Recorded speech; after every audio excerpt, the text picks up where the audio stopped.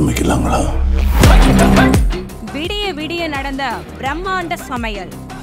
மழை போல் குவிந்த நெய் சோறு.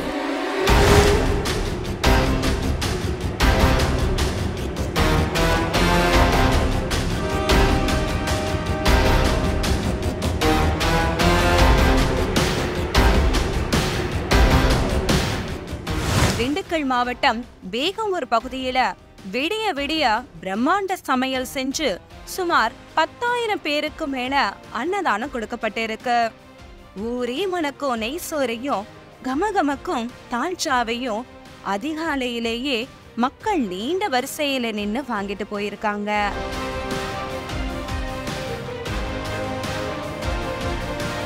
ஐந்து கிலோ வீதம் 2500 குடும்பத்திற்கு, அதாவது சுமார் 10,000 பேருக்கு மேல இந்த நெய் சோறும் தாழ்ச்சாவும் போய் சேர்ந்திருக்குங்க.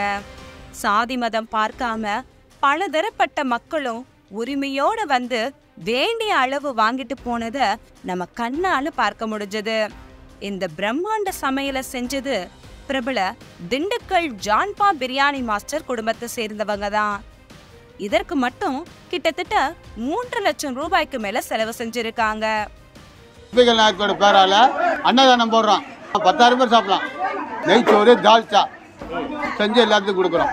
இப்போ சாப்பாடுனா எல்லாருமே வந்து வாங்குவாங்க. பையனுக்கு 5 பேர், 5 பேருமே இதே வேலை, இதே தான் பிரியாணி ஆக்குறது அவங்க வேலையை, அவங்க இதே தான்.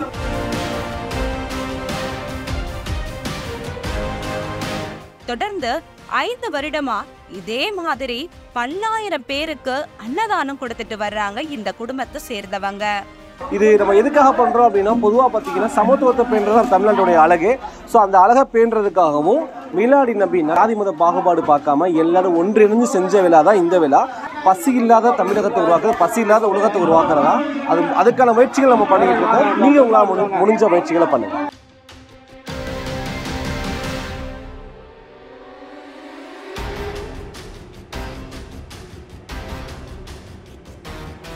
வருஷா வருஷம் வர புயல் வெள்ள சமயத்திலையும் சரி, பெருந்தொற்று காலமான கொரோனா காலகட்டத்திலையும் சரி, அண்டை மாநிலம் அண்டை நாடு என பலதரப்பட்ட மக்களுக்கும் எந்தவித இக்கட்டான சூழ்நிலையிலையும் முதல் ஆளா உதவி செய்ய ஓடி வர்றது நம்ம இஸ்லாமிய உறவுகள் தான்.